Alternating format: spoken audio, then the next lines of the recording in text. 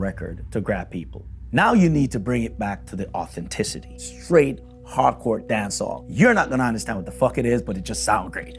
I never used to see you make the jigger low flex. You are so in tune to try figuring out what the fuck it's saying. So you play over and over again. It's like, oh wow, for real. This shit is really saying some shit. Quick for your hands, sir. No off it up. But if you back our gun, you better run fast. But she caught me on the counter. Wasn't it? Saw me banging on the sofa.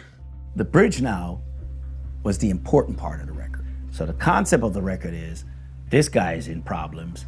I'm the little devil player saying, tell her it wasn't you. Fuck, you know what I mean? Lie. I'm like, chicks ain't gonna just dig that. You gotta apologize a little bit, and even if you don't mean it, you gotta say something to balance it out. And I say we gotta find something to sing back for the girls, you know? Wanna tell her that I'm sorry for the pain that I've caused.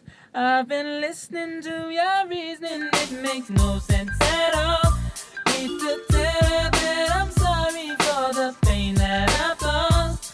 You may think that you're a player, but you're completely lost. So he's basically telling Shaggy, you don't know what the fuck you're talking about. I'm gonna keep my girl. I'm gonna try at least. The record is really saying that it's not good to cheat. It's a moral conversation, as Sting would say. Yes.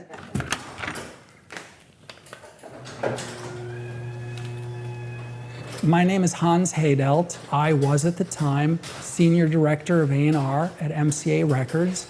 Two of my favorite pieces that I still have from my old memories of MCA Records are my Shaggy 8x10, and then also this great little photo of me with Shaggy. So the problem with Shaggy's career, to the best of my understanding at the time that I met him, was that he was a far bigger star in other areas around the world than he was in the United States. There was a lot riding on what was going to happen next in Shaggy's career. My job became going out to the studio to listen to the music. He showed up here, walks in with a bag of weed. Come on, let's get this record going. And I'm like, I don't smoke weed. I'm sitting in the studio. Yes, I was a little bit stoned. Shaggy and Sting International left the room, perhaps to get food, and It Wasn't Me comes on. I'd not heard that song before. The vibe was instantaneous.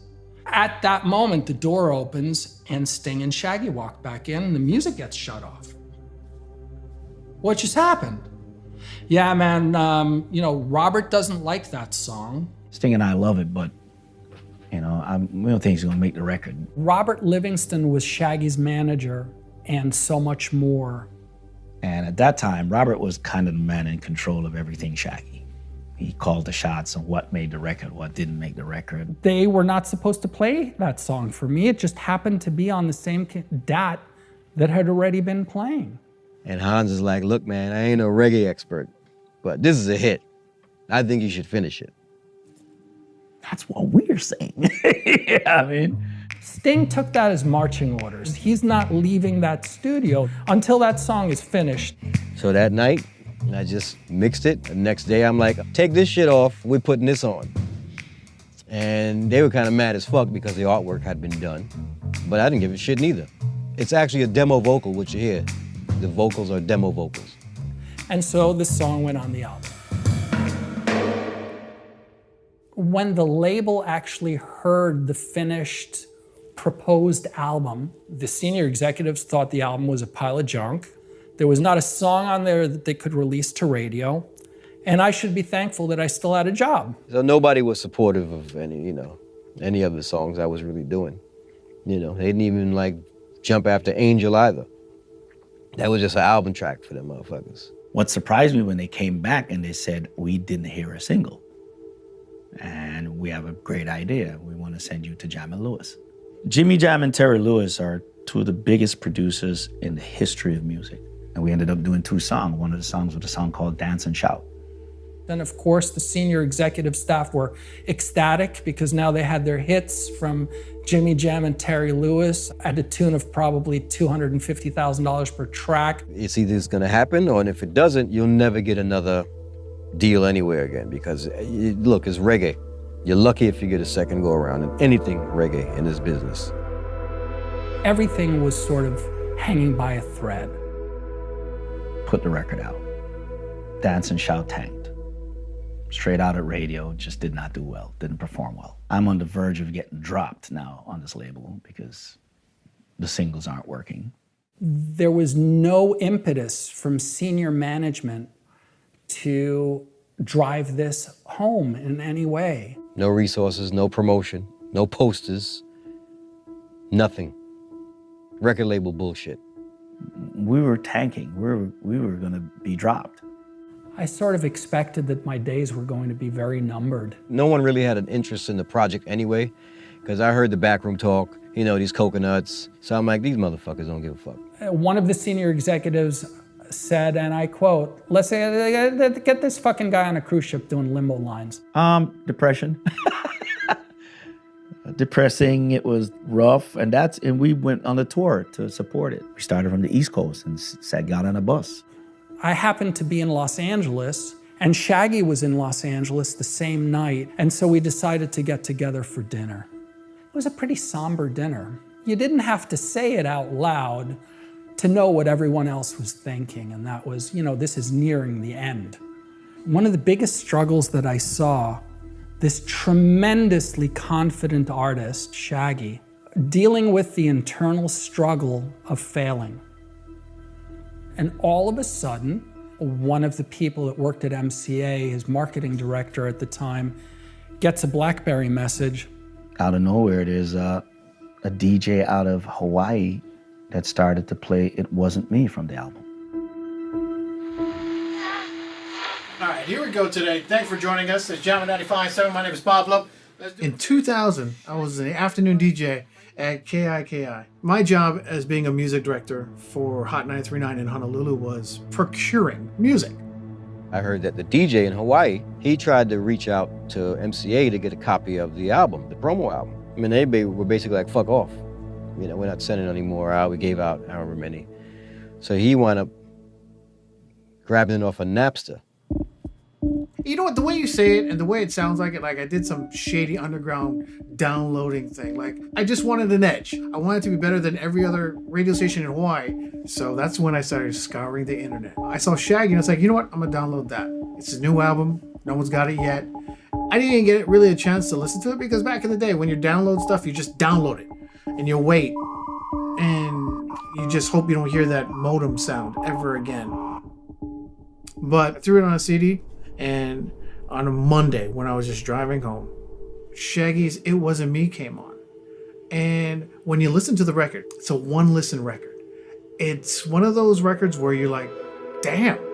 I found myself singing the damn song halfway through the song.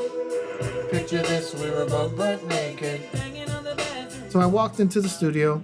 I put it into the CD player, press play, listened to like the first bar. Next thing you know, I started looking to the left. And that's where the phone lines were. And right with the phone lines, 1 started blinking, 2 started blinking, 3. And I'm like, okay, I'll get to it. Let me enjoy the song.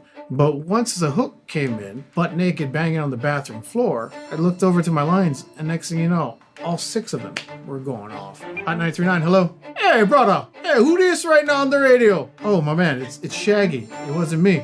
Oh, thanks, Roger. Get in, bye. Hot 939, hello? Hi, who's this?